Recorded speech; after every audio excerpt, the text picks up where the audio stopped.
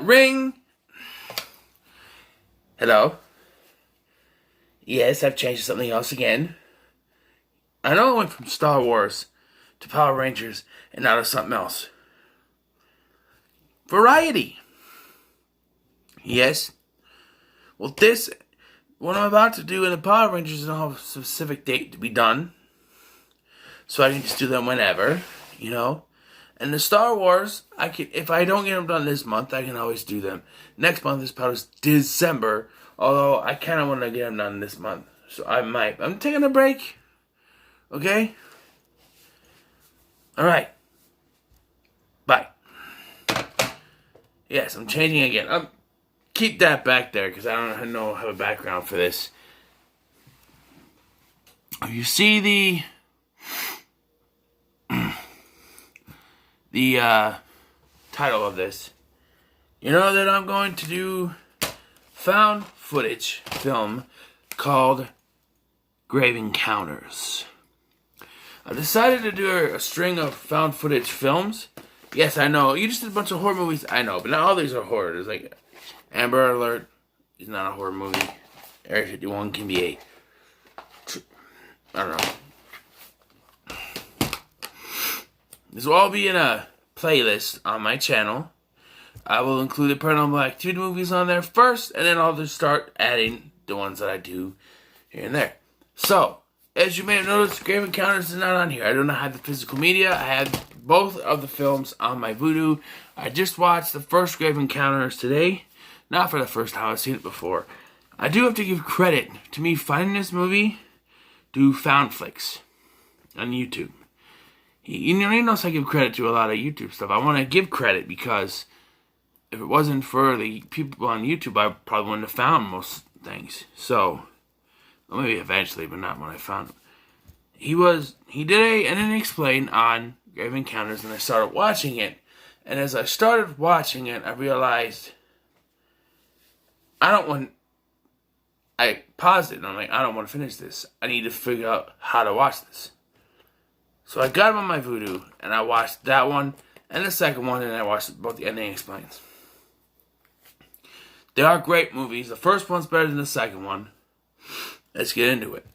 The first one, Grave Encounters, is about a fictional ghost hunting reality show hosted by Lance Preston as he brings his friends TC, Matt, Sasha, and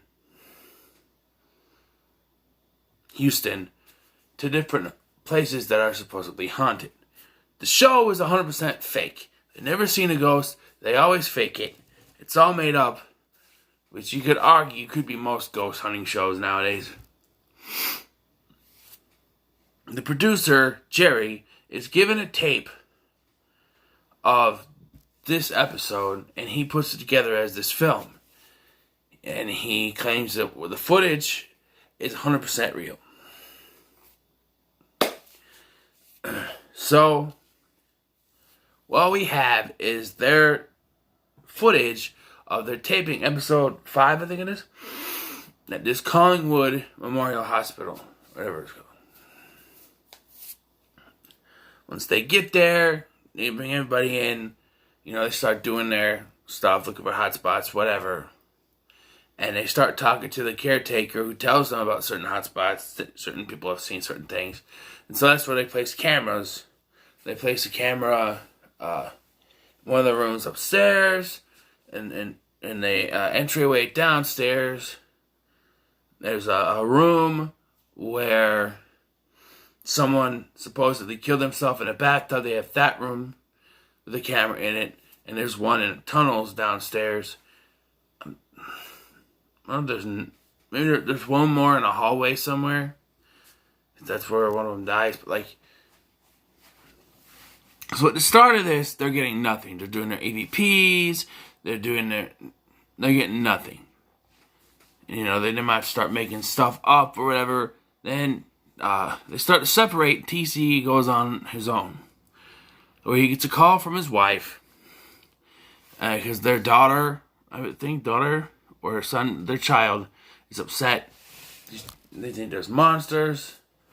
under their bed. He tells them there's not. And then he has an encounter with someone when the door slams. He gets it on film. He shows them what's happened. Then the weird things start to happen, like there's cold spots, and Sasha's hair is tasseled, and everybody gets freaked out. Kenny, the caretaker, is supposed to come get them at 6 a.m. sharp. So, being that it's getting close to 6 a.m., he tells Matt to go collect all the cameras. Matt goes to do that, but doesn't make it back. And they go and find him, but can't. They find all his stuff thrown about the hallway, but they can't find him. The story of this hospital is there's a doctor, Dr. Friedkin, who's doing illegal experimentation lobotomies on the patients there. That fits into the story because Matt disappears, which leaves Lance, Sasha, Houston, and TC. I'm pronouncing it Sasha because that's how Lance pronounces it. So those are the four left. And as the goes on, TC gets more on edge. He wants to get out of there, so that he uses a gurney to break through the front door. The front door has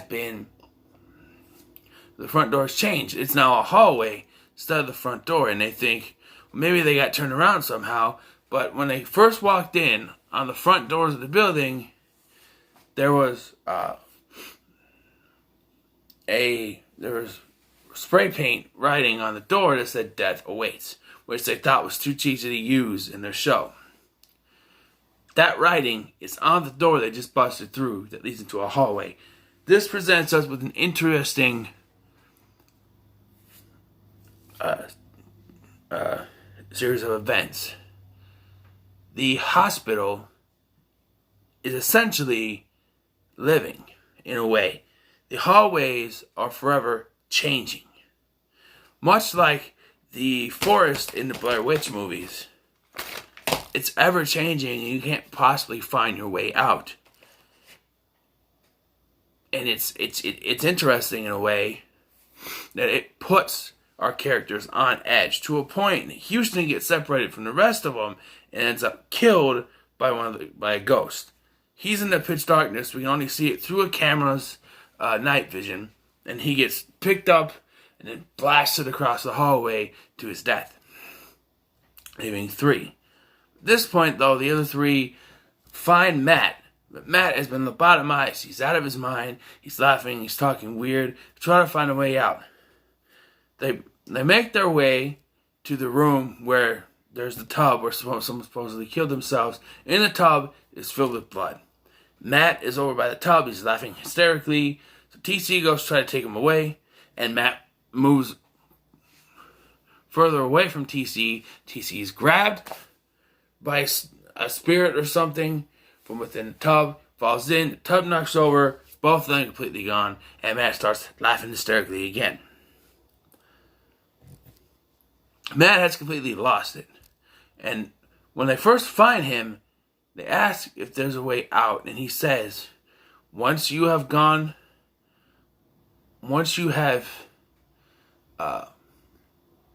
treated, you'll be free to go. So basically, once they get lobotomized, they'll be free to go. There is a scene before this, though, where they are trying to get out. Like I said, the ever-changing... They find an exit door after that one door, and it still leads to another hallway. TC remembers when he did the outside footage that there was a fire escape. So they try to climb up, they go up the stairs, and it leads to a wall. Just a wall right there. I like that. They think they're going to get out, but they're not. And there's an interesting twist to that in the second one that we'll get to once we get to the second film. But this is just, it signifies that there's no way out for them. Except for what Friedkin wants to do to them. Now, we go back. We go forward now to, this isn't how we went. I forgot that part, so I put it in here. Left are Matt, Sasha, and Lance. Alright? So, while investigating a noise, they come across a spirit ghost that chases them, and as Sasha and Lance are trying to block the door. Matt takes one of the cameras, and they had found a elevator shaft. They're going to crawl down to the tunnels. While they're trying to secure the door, Matt takes one of the cameras and takes a nosedive down the elevator shaft. And we see, through the camera view, him falling. And eventually, once they climb down, they see his dead body. So now, Sasha and Lance are trying to navigate the tunnels to get out. And the problem is, the tunnels are also changing everywhere they go. They've been walking for days, I think Lance says it is.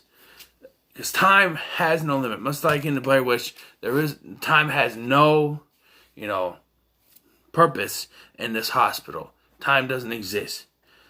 There's one thing they comment that it's like 8:30 in the morning, but Lance checked all the charts, and it said the sun is super bright and sunny by 7:30.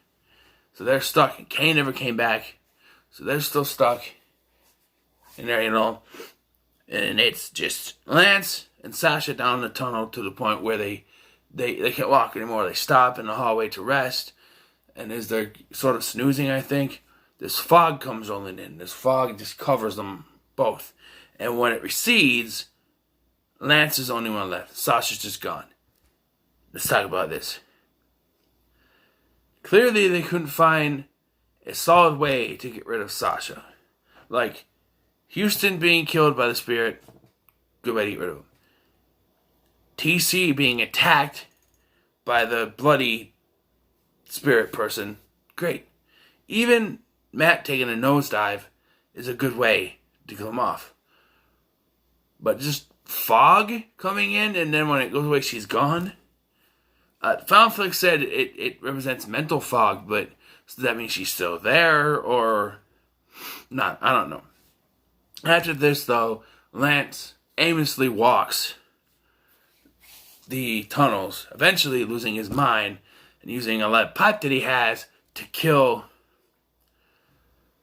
rats and eat them. It's disgusting. He gets nuts.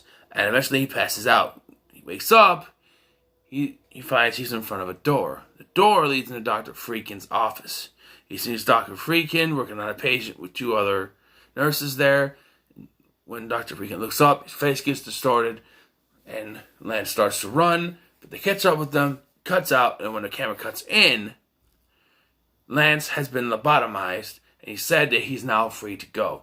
Find out in the sequel that's not true, but he says he's free to go, and he gives his sign-off for Grave Encounters. This is Lance Preston, signing off. It's a found footage film, so you know that there's going to be minimal to no survivors. But the fact that Lance is actually a survivor here, kind of gives hope for a sequel. There is a sequel, Grave Encounters 2. Supposedly a third one is supposed to be a prequel, which I don't know how you do a prequel unless it's not found footage. Because I don't understand how they would do a prequel. Unless you go back, how far back was the Dr. Friedkin stuff? Did they have cameras back then? Because you could have a documentary team coming in to film like what goes on in the hospital as experiments or whatever, like for the breakthrough in medical stuff, and then they start to realize that it's not right, and that, I don't know.